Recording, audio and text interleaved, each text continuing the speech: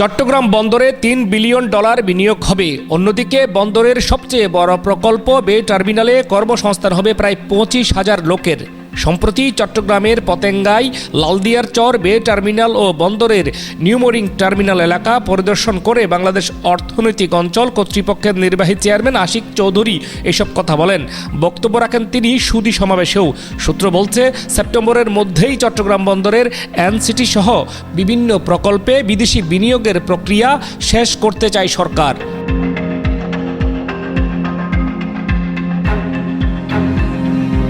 এদিকে চট্টগ্রাম বন্দরের বিভিন্ন স্থাপনা ও টার্মিনাল বিদেশিদের হাতে তুলে দেওয়ার প্রক্রিয়া যখন এগিয়ে নিচ্ছে অন্তর্বর্তী সরকার, তখন শুরু হয়েছে মিশ্র প্রতিক্রিয়া।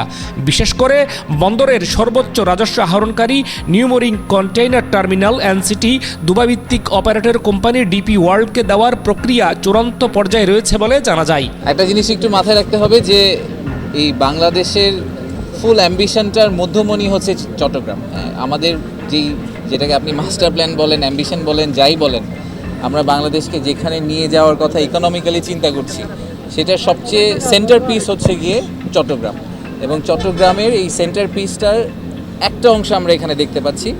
এই পোর্টটা আরও এফিশিয়েন্ট হবে, সাথে আরও অনেকগুলো পোর্ট দাঁড়িয়ে যাবে, and Chittagong will become basically the true commercial hub, যেটা আমরা সবসময় বলে আসি। আমাদের এখানে জব ক্রিয়েশন, যেটা আমাদের অ্যাবসলিউটলি মূল মন্ত্র, মানে টোটাল কত টাকা এফডিআই আসলো চিন্তা করার কোনো দরকার নেই। I think it's a secondary issue. Primary issue হচ্ছে যে আমরা কত নতুন জব ক্রিয়েট করতে পারলাম আমাদের দেশের মানুষের জন্য, স্পেশালি চিটাগংয়ের জন্য।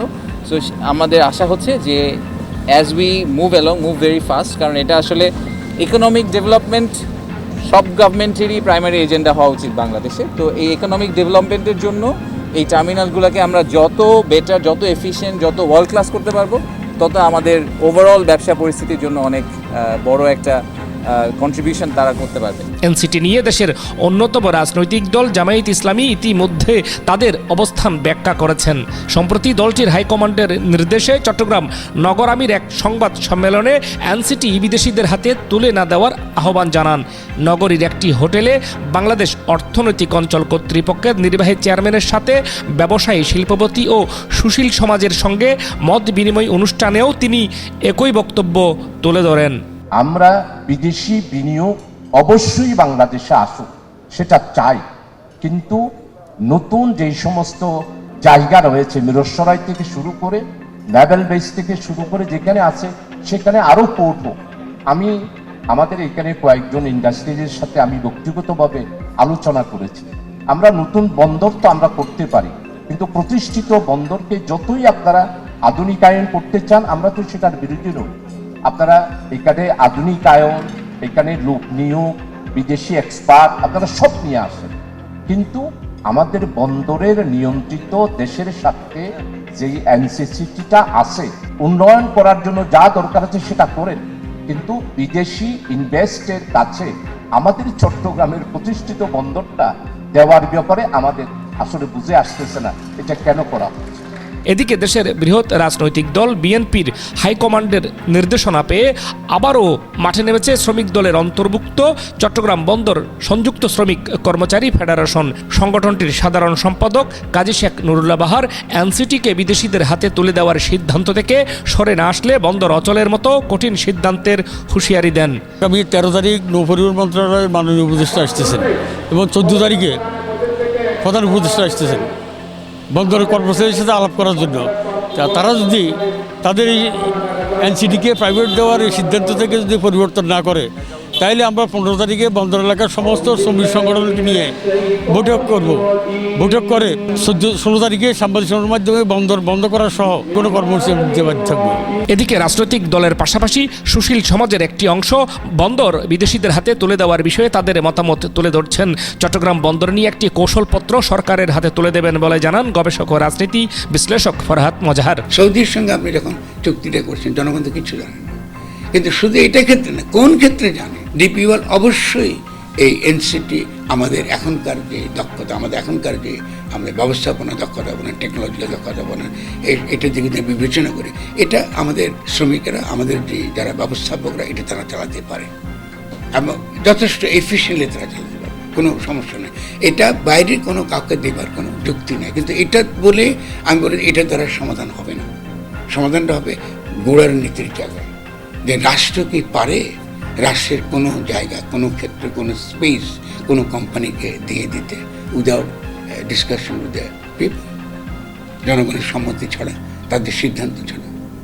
আর সেই সিদ্ধান্ত শুধুমাত্র চট্টগ্রাম বন্দরের শ্রমিকদের সিদ্ধান্ত হতে পারে না, এটা তো আমাদের সকলের সিদ্ধান্ত হবে, চট্টগ্রামবাসীর সিদ্ধান্ত লাগবে, সারা বাংলাদেশের জনগণের সিদ্ধান্ত লাগবে। তাহলে আমাদের তো এই জন্য আমি মনে করি যে আমাদের এখনকার যিনি চেয়ারম্যান আছেন তাকে আমি একটা ডেফিনেটলি অ্যাপ্রিসিয়েট করবো। তিনি বারবার বলছেন, আমাকে তিনি বলেছেন বা পাবলিকলি তিনি কথা বলেছেন আমি জানি না, তিনি বলেছেন আমাদের একটা ন্যাশনাল পোর্ট স্ট্র্যাটেজি লাগবে।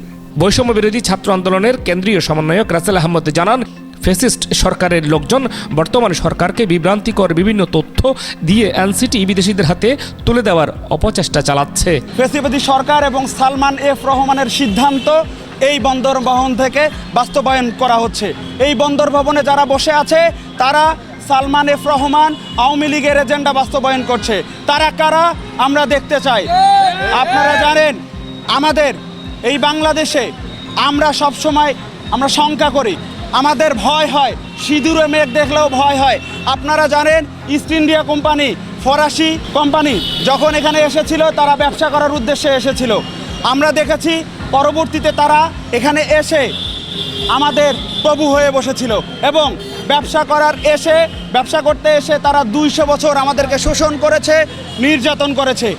এই চট্টগ্রাম বন্দরের পাশেই আমাদের রাষ্ট্রের গুরুত্বপূর্ণ স্থাপনাগুলো রয়েছে, এখানে আমাদের নৌবাহিনী রয়েছে, এখানে আমাদের রাষ্ট্রের গুরুত্বপূর্ণ স্থাপনাগুলো রয়েছে। আমরা শঙ্কা করছি, আপনারা জানেন এর আগে আমাদের পিসিটি যে কোম্পানিকে দেওয়া হয়েছে আরএসজিটিকে, তারা আমাদের 1500 কোটি টাকা ব্যয়ে সেই পিসিটি নির্মাণ করার পর সেই পিসিটিকে নামমাত্র মূল্যে 200 কোটি টাকা সমপরিমাণ ডলারে বিদেশিদেরকে দেওয়া হয়েছে। আমরা পরবর্তীতে দেখেছি সেখানে সেই পিসিটিতে এখন পর্যন্ত কিছু হয় নাই এবং আমরা এখন পর্যন্ত জানি না পিসিটিতে কি চলছে।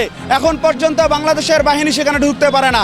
আমরা শঙ্কা করছি আমাদের এই যে আরসিটিকে বিদেশিদের হাতে তুলে দেওয়ার চেষ্টা করা হচ্ছে।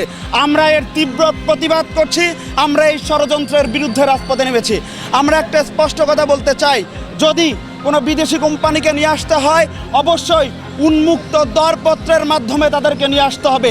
তাদেরকে আমাদের এই বন্দরের নিজস্ব অর্থনে তৈরি কোনো টার্মিনাল তাদের হাতে তুলে দেওয়া যাবে না।